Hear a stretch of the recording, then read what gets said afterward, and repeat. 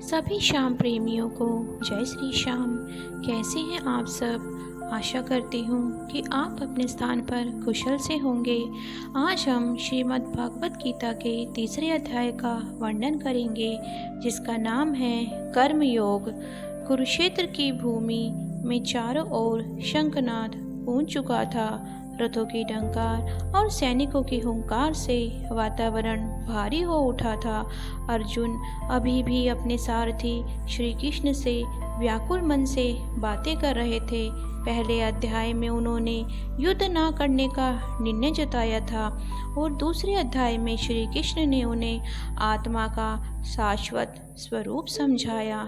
लेकिन अब भी अर्जुन के मन में गहरी शंका थी। अर्जुन ने कहा, हे माधव, यदि ज्ञान योग श्रेष्ठ है तो फिर आप मुझे कर्म करने के लिए क्यों प्रेरित कर रहे हैं? मुझे स्पष्ट बताइए कि मुझे करना क्या चाहिए। श्री कृष्ण मुस्कुराए।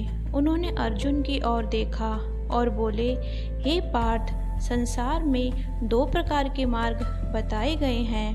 एक है ज्ञान योग, जहाँ साधक केवल ध्यान और विवेक से आत्मा का बोध करता है।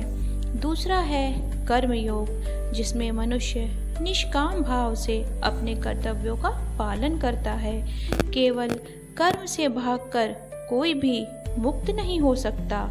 कोई भी जीव बिना कर्म किए एक क्षण भी नहीं रह सकता, क्योंकि प्रकृति सबको कर्म करने को बाध्य करती है।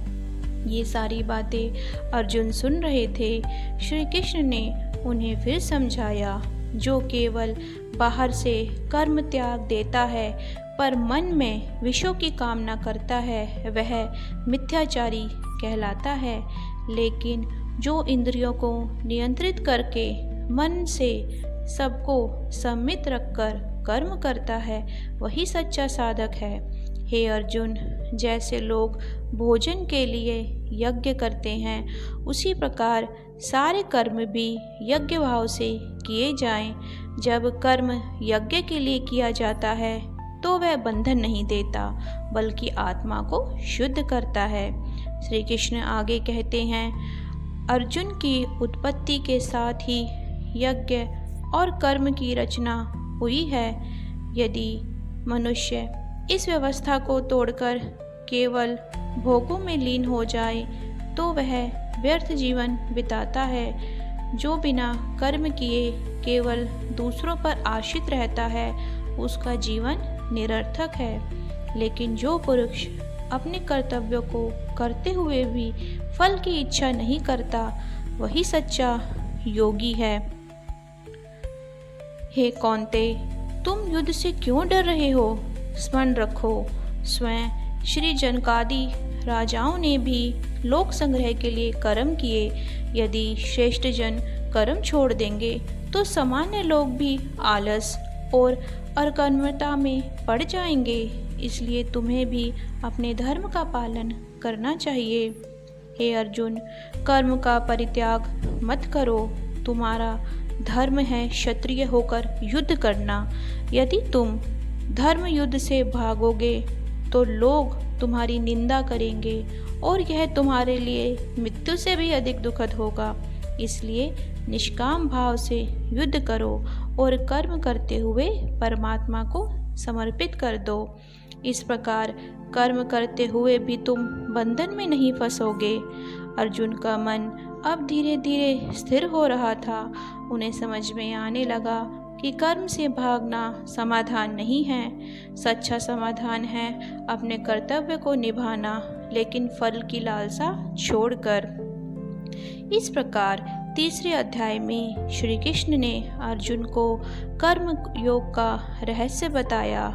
कर्म करो, परंतु निष्काम भाव से। अपने कर्तव्य से कभी मत भागो। कर्म को करके भगवान को अर्पित कर दो, और यही मार्ग है मुक्ति और शांति का। श्याम भक्तों, ये था श्रीमद् भागवत का तीसरा अध्याय। अब मैं तीसरे अध्याय का महात्म्य सुनाऊंगी। श्री नारायण जी बोले, हे लक्ष्मी, एक शूद्र अकेला ही वन में रहता था। अनर्थों से उसने बहुत सारा धन इकट्ठा किया। किसी कारण से वह सारा धन जाता रहा। अब वह शूद्र बहुत चिंतित रहने लगा।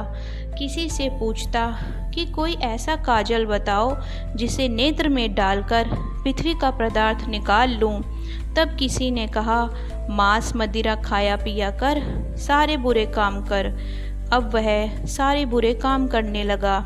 एक दिन धन की लालसा कर चोरी करने गया। रास्ते में चोरों ने उसे मार दिया। तदनंतर उसने प्रेत की योनि पाई। उस प्रेत की योनि में उसे बड़ा भारी दुख हुआ।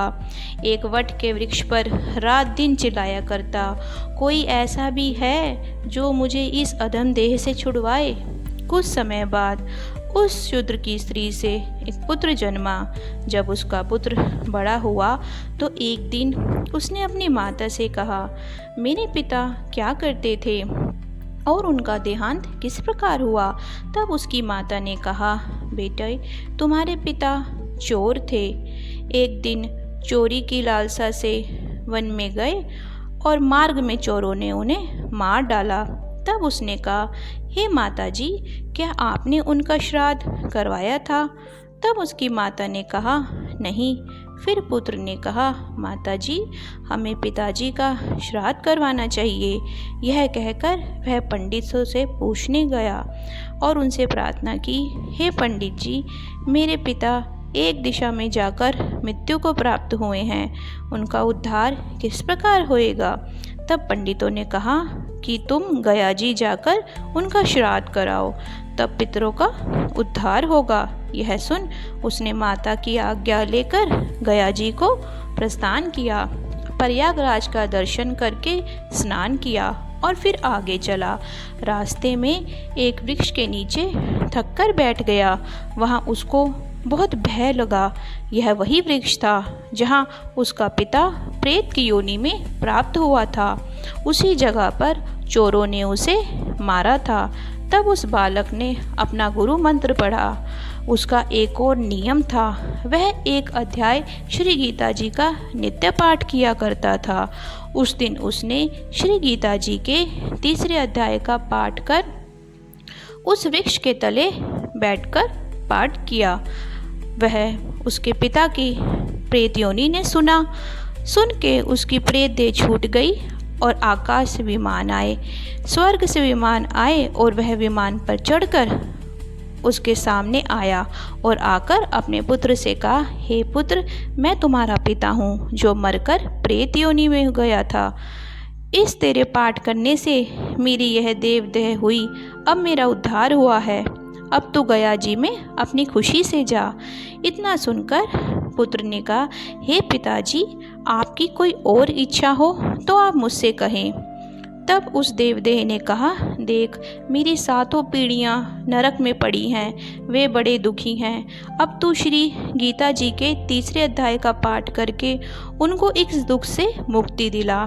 इतना वचन कहकर उसके पिताजी स्वर्ग को गए। तब बालक ने वहाँ गीता जी के 3 अध्याय का पाठ किया और उसका सारा पुण्य पितरों को देकर उन सबको वैकुंठगामी किया। जो प्राणी श्री गीता जी का पाठ करता व सुनता है, उसका फल कहाँ तक कहने में कोई समर्थ ही नहीं है। तब नारायण जी ने कहा, हे लक्ष्मी जी, यह था गीता जी के 3 अध्याय का फल जो मैंने आपसे कहा। श्याम भक्तों, इस तरह मैंने आपको गीता जी के 3 अध्याय का माहात्म्य सुनाया। आशा करती हूँ कि आपको पसंद आया होगा। अगर आपको मेरी वीडियो अच्छी लगती है तो आप मेरी आईडी को सब्सक्राइब कर सकते हैं और शेयर करना, लाइक करना ना भूलें।